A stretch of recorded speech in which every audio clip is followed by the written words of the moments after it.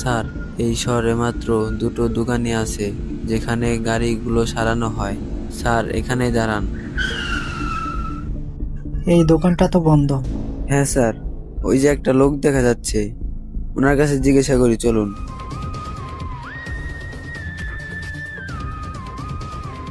ভাই, এই গ্যারেজটা বন্ধ কেন বলতে পারবেন?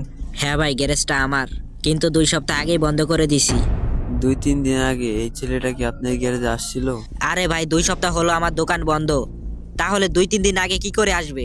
আচ্ছা ঠিক আছে, ধন্যবাদ আপনাকে।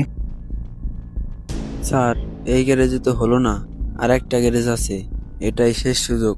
আর এটা যদি না হয় তাহলে কি করব? আগে তো গিয়ে দেখি, তারপর বাবা যাবে। আসেন স্যার আসেন, কি হয়েছে আপনাদের গাড়িতে?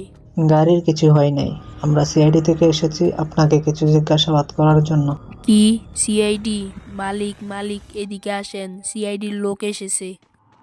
কি হয়েছে স্যার? আমরা তো কোনো ভুল করি নাই। ভুল করেছেন কিনা সেটা পরে দেখা যাবে।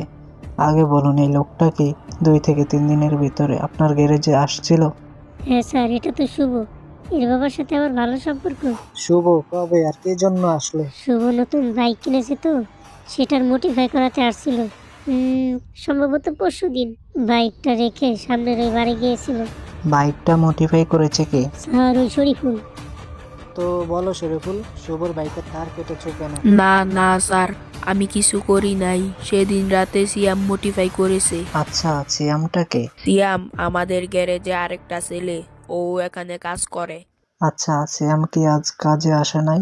না স্যার, আজ ওর মায়ের মৃত্যু বার্ষিকী। আচ্ছা, কাল যখন সিয়াম গ্যারেজে আসবে তখন অবশ্যই আমাদের ফোন করবেন, সিয়াম যেন কোনোভাবেই জানতে না পারে।